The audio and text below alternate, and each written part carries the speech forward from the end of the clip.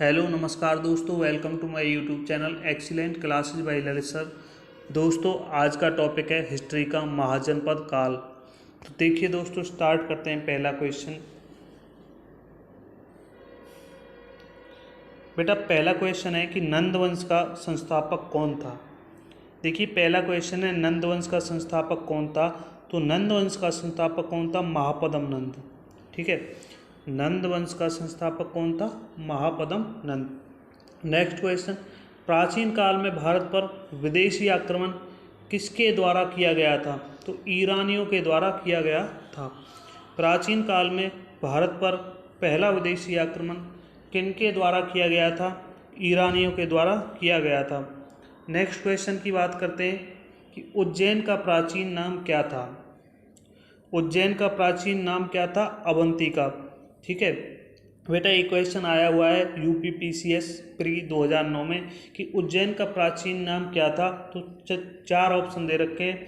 Option number C इसका right answer है, अवंतिका। ठीक है, नेक्स्ट क्वेश्चन की बात करते हैं। सिकंदर ने भारत पर कब आक्रमण किया? तो 326 ईस्वी में सिकंदर ने भारत पर आक्रमण किया। नेक्स्ट क्वेश्चन, हर्यक वंश के किस शासक को कुनिक कहा जाता है? तो अजात शत्रु को। किसको? अजात शत्रु को। नेक्स्ट क्वेश्चन है, किस शासक ने गंगा और सोन नदियों के संगम पर पाटलिपुत्र नामक नगर की स्थापना की? तो किसने की? उदयन ने की।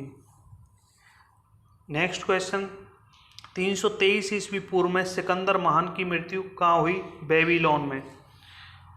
सिकंदर महान एवं पोरस पुरु की सेनाओं ने किस नदी के आमने सामने वाले तटों पर पड़ाव डाला?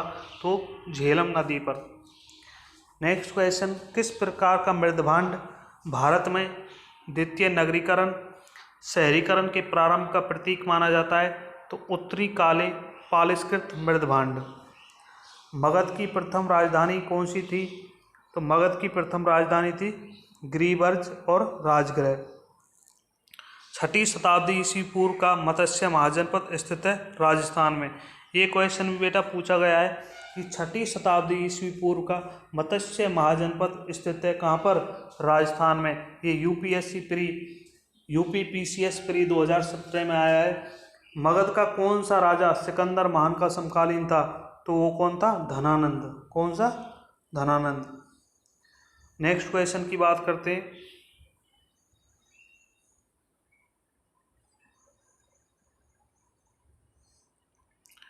कि प्रथम मगध साम्राज्य का उत्कर्ष किस सदी में हुआ? तो ये हुआ था 6ठी सदी में। सिकंदर के आक्रमण के समय उत्तर भारत पर किस राजवंश का शासन था? तो नंद वंश का शासन था। ठीक है, तो सिकंदर के आक्रमण के समय उत्तर भारत पर नंद वंश का शासन था।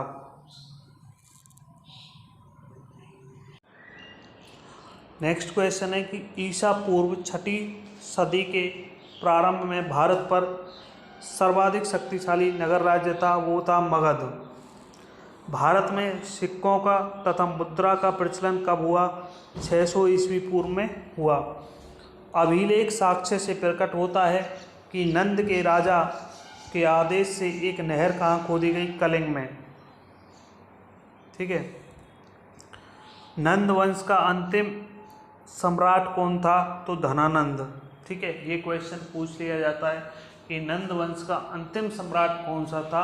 तो बेटा नंद वंश का अंतिम सम्राट धनानंद था। पहला ईरानी शासक जिसने भारत के कुछ भाग को अपने अधीन किया था वो कौन था? डेरियस। मगध के किस प्रारंभिक शासक के राज्यारोहण के लिए अपने पिता की हत्या की एवं इसी कारणवश अपने पुत्र को मारा? अजातशत्रु ने। विश्व का पहला गणतंत्र वैशाली में किसके द्वारा स्थापित किया गया था? तो लिच्छवियों के द्वारा। किस शासक ने अवंती को जीतकर मगध का हिस्सा बना दिया था? तो शिशुनाग ने अवंती को जीतकर मगध का हिस्सा बना दिया था।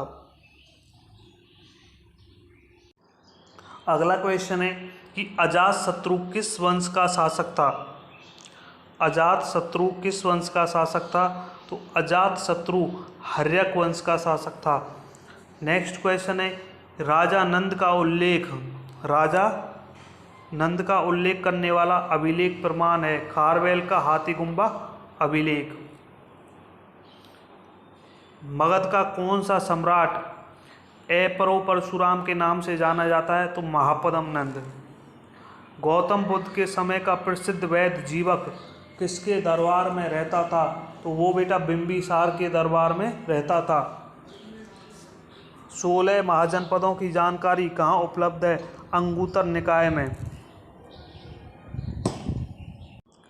नेक्स्ट क्वेश्चन है, निम्नलिखित में से कौन एक बौद्ध ग्रंथ 16 महाजनपदों का उल्लेख करता है? तो वो बेटा अंगुत्तर निकाय। ठीक है, ये बहुत इंपॉर्टेंट क्वेश्चन था। ये यूपी पीसीएस मेन में और प्री में दोनों में आया हुआ है। अब नेक्स्ट क्वेश्चन की बात करते हैं कि उस वीर राजा का नाम बताइए जिसे सिकंदर ने झेलम के तट पर पराजित किया था। वो राजा था पोरस। किस शासक द्वारा सर्वप्रथम पाटलिपुत्र की राजधानी के रूप में चयन किया गया था? उदयन के द्वारा। बराबर पहाड़ियों की गुफाओं के 3 दीवारों पर किसके अभिलेख हैं? तो बेटा वो अशोक के अभिलेख हैं। किसके? अशोक के। तो ये भी बहुत इंपॉर्टेंट क्वेश्चन है कि बराबर की गुफाओं के विषय में निम्नलिखित में से कौन एक सही नहीं है? तो ऑप्शन बी सही नहीं है, बाकी सही है। देखिए, बराबर पहाड़ी पर कुल 4 गुफाएं हैं। ऑप्शन नंबर सी, ये अभिलेख इन गुफाओं को आजीविकाओं को समर्पित होने का उल्लेख करते हैं। ये भी सही है। ये अभिलेख 6वीं शताब्दी के हैं। ये भी सही है। ऑप्शन नंबर बी सही नहीं है कि 3 गुफाओं की दीवारों पर अशोक के अभिलेख उत्कीर्ण हैं। ये क्या है? ये गलत है। बाकी ये तीनों सही है। ठीक है बेटा, ऑप्शन नंबर बी इसका राइट आंसर है। तो दोस्तों, इस तरीके के वीडियो देखने के लिए बहुत बहुत धन्यवाद। बेटा ये युक्ति पब्लिकेशन की बुक थी, बहुत अच्छी। मैंने इसके क्वेश्चन करवाए हैं। दोस्तों, वीडियो को देखने के लिए बहुत बहुत धन्यवाद। चैनल को ज़्यादा से ज़्यादा सब्सक्राइब करें, वीडियो को ज़्यादा से ज़्यादा शेयर करें। थैंक यू दोस्तों।